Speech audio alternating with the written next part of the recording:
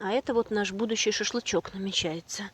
Вот в целях пожарной безопасности у нас вот такой вот поддон существует, в котором все это горит. Огонечек.